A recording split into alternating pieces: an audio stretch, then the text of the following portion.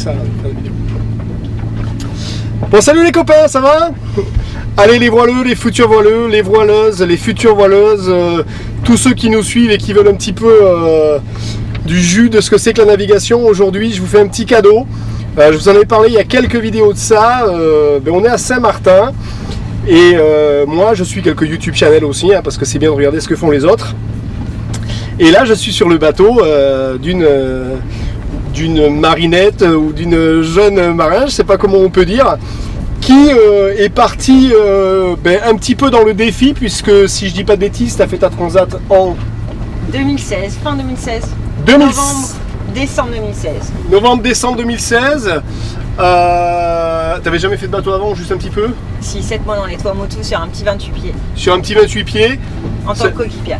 Et ça lui a tellement plu qu'elle vient de s'acheter un 28 pieds, il est en bon état et elle l'a retapé. Et elle est partie pour faire la grande boucle. Et donc je vais vous présenter, elle s'appelle Diane. Voilà. Et mon bateau s'appelle Naughty Girl. Naughty Girl, elle a un YouTube channel, alors je vous encourage à aller le voir et à regarder un petit peu les vidéos qu'elle a fait. Elle a un blog où elle explique un petit peu toutes les galères et les choses par lesquelles il faut passer quand on fait ça. Elle a passé son Yacht Master il n'y a pas longtemps. En décembre 2017. En décembre 2017. Et t'as attaqué là, ta balade dans les Antilles à partir de quand là? Dès que j'ai acheté le bateau. C'est-à-dire? Je l'ai acheté fin décembre 2016, donc ça fait un an, un peu moins d'un an et demi. T'as fait du carénage, t'es resté au sec un moment? Ouais, 2 mois dernièrement. Le deuxième carénage, je suis resté 2 mois carrément. Et le premier carénage, j'ai dû faire une semaine à terre. Voilà, et sinon je navigue et j'essaie de naviguer solo pour apprendre à me débrouiller toute seule, comme une grande. Allez, je vais aller voir les questions qui tuent. On commence par qu'est-ce qu'a été les 2-3 anecdotes qui ont été le plus dur? Le plus ridicule? Pas ridicule, mais dur. Les deux, ridicule et dur. Hein. C'est dur le ridicule. Ma première fois où j'ai quitté le port du Marin et que j'ai commencé à naviguer toute seule, j'avais un pote qui m'accompagnait pas très loin avec son First 40.7. On est parti à Carriacou pour mon premier carénage et j'étais à 3-4 milles du Marin. C'était vraiment ma première navigation solo. Et en fait, moi, jusqu'à présent, je connaissais que les baleines et les dauphins et j'ai vu 2 énormes tétrons noirs. J'ai cru que c'était des orques en fait, qui étaient en droite ligne de collision avec mon bateau.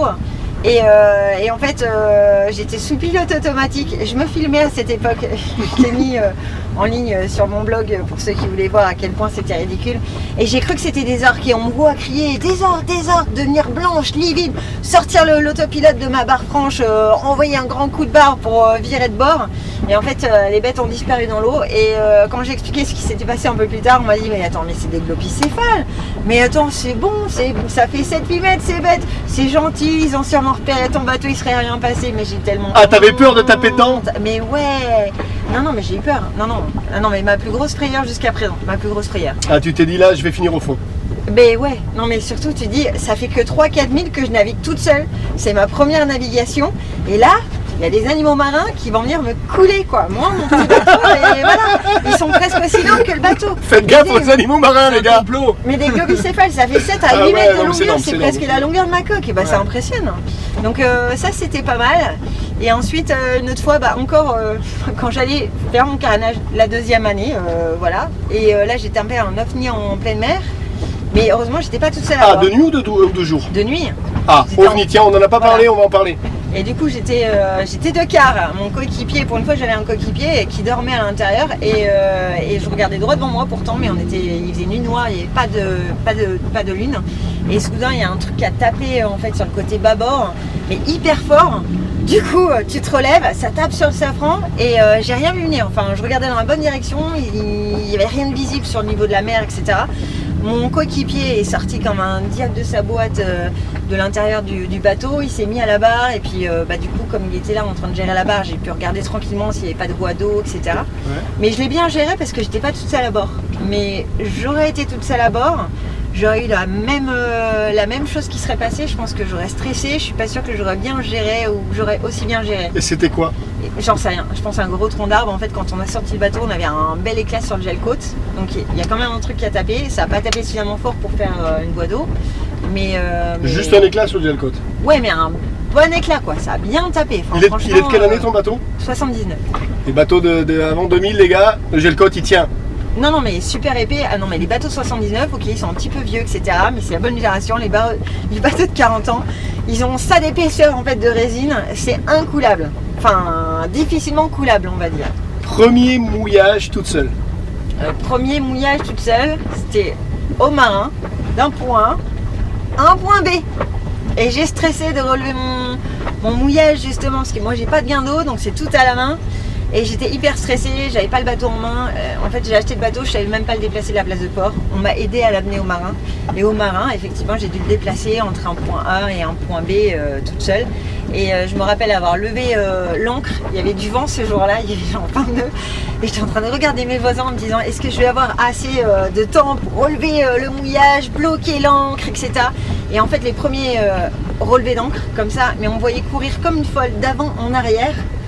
Maintenant, je relativise, j'ai le temps d'aller à l'avant, de retrouver l'arrière tranquillement, etc. Et là en solo, Mais tu fais c'était un comment? stress. Tu mets un petit peu de moteur pour soulager ou tu tires ton bateau quand même? Ça dépend, s'il y a du vent, enfin s'il n'y a pas de vent, franchement le bateau est léger et en tirant en fait sur la chaîne, le bateau avance de lui-même et du coup, c'est assez facile à remonter. Dernièrement, là le vent est fort en ce moment dans les Antilles, donc dernièrement j'ai eu 25 nœuds régulièrement. Je connais ça. Et là franchement, le bateau c'est impossible de relever l'ancre si tu t'aides pas d'un support moteur. Bon, 2 fois ma chaîne a sauté hors du davier, j'ai eu quelques petites frayeurs. Mais maintenant en fait je mets mon autopilote en stand-by, je mets un petit peu de support moteur, je donne un coup de marche avant, je cours à l'avant, je relève quelques mètres, je repars redonner un petit coup de marche avant. Je laisse pas en marche avant continue par 25 nœuds, généralement le bateau il se met jamais, voilà. Donc je fais des petits allers-retours, voilà, ça prend un peu de temps mais ça passe bien. Première nave de nuit, alors elle fait des naves de nuit en solo, mais elle a un AIS. Première nave de nuit en solo. C'est bien les AIS. Ouais, non, mais je le sais. Première nave de nuit en solo, c'était pour fuir Maria, le cyclone. Waouh, vas-y raconte. Vas-y, toi là. Première nave de nuit. Moi c'est un truc qui me stresse la nuit, tout le temps, même maintenant. Enfin, dès que la nuit où l'obscurité s'installe, j'ai quand même un petit stress quoi. Et en fait, j'étais en Martinique. On a déjà vécu le passage d'Irma bien plus au nord que la Martinique. Mais j'ai quand même stressé parce que moi, j'avais un petit bateau, j'avais loué un corps mort qui était solide. J'avais peur pour mon petit bateau, des bateaux des autres, en acier, plus gros ou autre. Et du coup, jusqu'au dernier moment, Irma déjà a pris du temps à remonter, à faire sa remontée vers le nord. Donc j'ai bien stressé pour mon bateau en me disant ok là ça y est, si c'est en ligne droite c'est pour nous, je n'ai pas bougé le bateau, c'est trop tard, j'ai plus qu'à l'abandonner sur son mouillage et prier pour que ça se passe bien. Donc là ensuite ça s'est bien passé pour le cas d'Irma. Ensuite on a eu Maria qui s'est avancée vers nous. Et là je me suis dit j'attends pas le dernier moment, je me barre dès que je peux.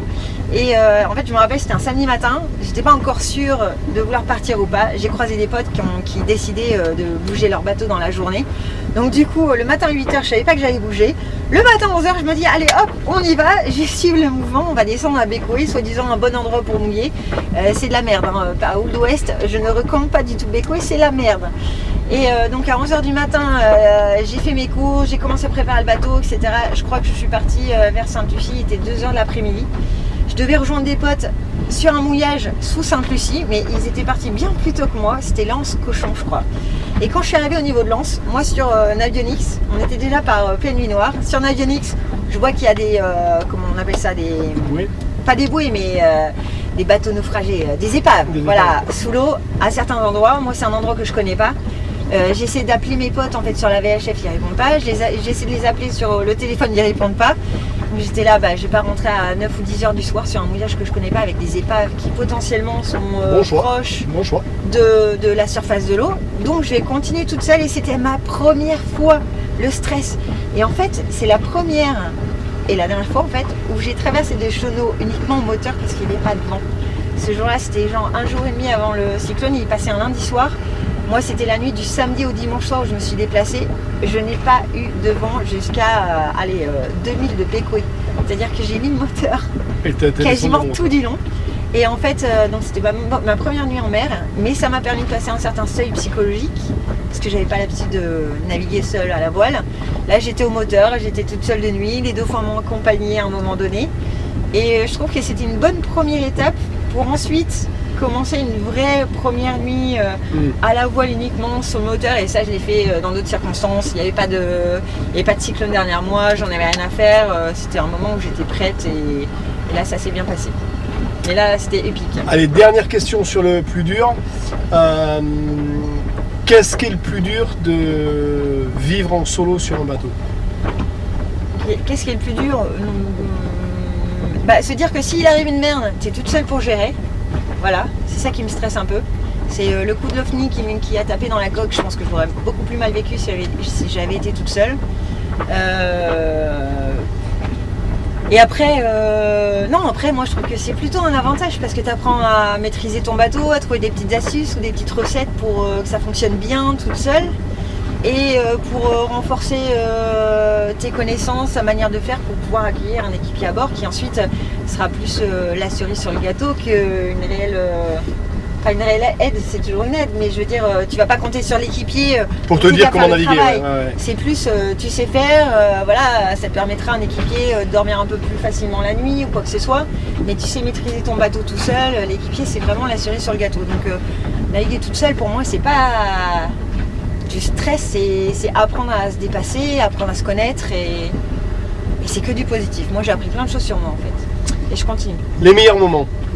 Les meilleurs moments, les fois où justement tu navigues de nuit, tu es toute seule, il y a du vent, il y a 15-20 nœuds, c'est tranquille, la mer est parfaite, le ciel est dégagé, tu vois les étoiles, la voie lactée, et là tu as les dauphins qui t'accompagnent pendant un petit moment, et là c'est parfait quoi, avec une belle lune pleine. Ça c'est le meilleur moment. J'aime pas la nuit, mais par pleine lune, tu as l'impression de naviguer en plein jour. Et là, quand je suis venue à Saint-Martin, justement, entre la traversée entre Guadeloupe et Saint-Martin, il s'est passé quelques heures durant la nuit où j'étais juste là en me disant mais c'est génial. Il y avait 15 nœuds, j'étais bien, j'étais toute seule, tout était dégagé, c'était magnifique et T'as kiffé? Je kiffais le moment. Les projets pour ce bateau et sa propriétaire? Alors les projets, depuis que j'ai acheté, le projet final, c'est de rejoindre Tahiti, donc la Polynésie. Une transpasse. Voilà. Mais ça fait 2 ans que je repousse parce que je me sens pas prête. Mais en fait c'était complètement illusoire la première année, 4 mois après avoir acheté le bateau, de me dire je vais traverser le Pacifique alors que je savais même pas le sortir du port quand je l'ai acheté. Cette année j'ai réalisé qu'il y avait encore des petits trucs à faire sur le bateau, genre les autopilotes qui tiennent pas, le régule qui se relève à la moindre occasion, enfin voilà, j'ai encore des choses à apprendre. Et je me dis aussi que le bateau est peut-être un petit peu léger. Petit. Un petit peu petit parce que j'ai 25 litres de réservoir de gasoil, j'ai 2 fois 46 litres de réservoir d'eau. Donc si je vais embarquer un équipier, parce que je compte pas le faire toute seule, ça fait beaucoup de réserves en flotte, en gasoil, la place pour les fringues, etc. Je me dis que c'est peut-être un bateau parfait pour moi pour apprendre, que je vais continuer à équiper et à préparer pour moi. Mais peut-être que c'est pas avec celui-là que je traverserai en fait. Mais soit j'achèterai un bateau plus grand, soit je traverserai en tant qu'équipière, peu importe, mais au moins j'aurai acquis un maximum de connaissances et je rachèterai peut-être un bateau à moi une fois que j'aurai atteint justement la Polynésie où je vis normalement depuis 2004.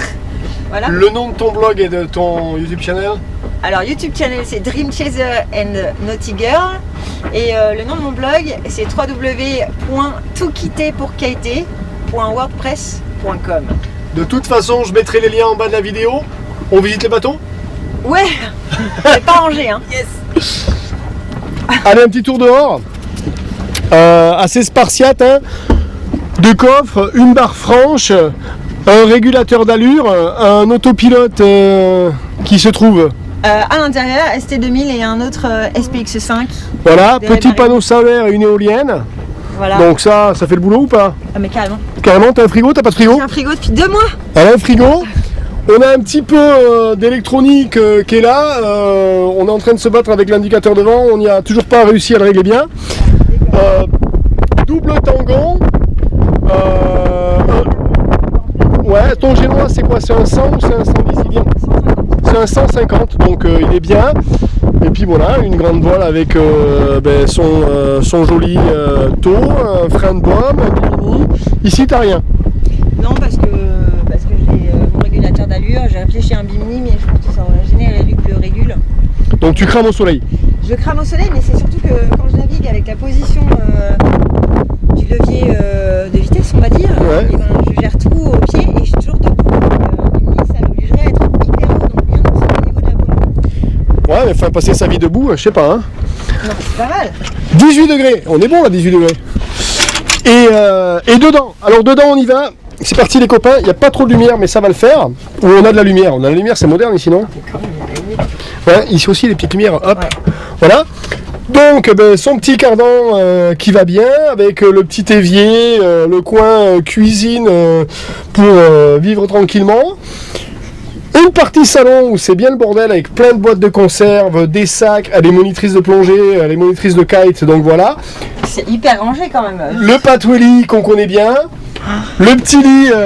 Avec la tête qui passe juste au niveau des toilettes pour pouvoir allonger les pieds. Voilà, donc là elle rentre en un seul morceau. Parce que sinon, je vous montre, c'est la tête par là et les pieds dans le placard. Ah, il y a un trou dans le placard. Voilà. C'est la classe quand même. Hein. C'est la classe. Pour ceux qui connaissent pas le bateau, c'est la grande classe. Vous voyez, c'est pas grand, 28 pieds. Un petit dométique qui fait histoire de frigo. Voilà, on a un petit panneau électrique complet avec les différentes choses. L'autopilote qui revient de ce côté-là. Les deux vérins de sécurité, l'autre autopilote. Voilà, les deux vérins de sécurité, l'autre autopilote, la VHF qui fait AIS. On a du Furino. Et les ventilateurs hyper importants sur un petit bateau. Hein. Les ventilateurs hyper importants. Et bien sûr, regardez, côté sécurité. Voilà. Il y a ce qu'il faut. Donc les copains, ben voilà, hein, c'est un hors-série qu'on fait. Je vais en faire un autre avec un pote qui s'appelle Stéphane, qui a fait la Transat sans autopilote en solitaire. Il va nous en parler, on était au Cap Vert ensemble, il a mis un peu de temps, c'était un peu dur. Mais bon, j'espère que ça vous a plu. Si vous avez des questions, allez directement sur son YouTube channel et puis posez-lui une question via son blog, sinon via moi. On va sûrement la recroiser dans le sud des Antilles. Voilà. Abonnez-vous à ma chaîne. Et Martin, que vous connaissez, qui descend avec nous sur les Antilles, qui fait un tour du monde, qui a un blog aussi. Martin, il va nous raconter deux histoires, mais pas là, on va les mettre en lien, puis on fera peut-être une vidéo. Martin, il a fait une première navigation Gibraltar-Maroc. Ouais, Portugal-Maroc. Portugal-Maroc. Et au Maroc, il s'est échoué avec le bateau donc ils se sont échoués, hein, ils se sont fait prendre par les vagues de bord de côte, ils se sont fait échouer sur la côte. Donc ils ont abandonné le bateau, le lendemain il a été sorti par les Marocains avec des... Il vous racontera ça. Ouais. Et deuxième bateau, il part pour faire une transat des Canaries jusqu'aux Antilles. Ouais. Et là, il y a eu quelques petits soucis. Vous pouvez pas monter la grand voile, les haubans ont lâché au niveau du pont, ils ont perdu la jupe arrière, l'autopilote ne marchait pas. Pas mal de petites anecdotes là-dessus qui vont venir. Voilà, il faut aussi partager ces moments-là, les copains. Merveilleux. Voilà, soyez prudents. Soyez prudents. Soyez prudents. À la semaine prochaine.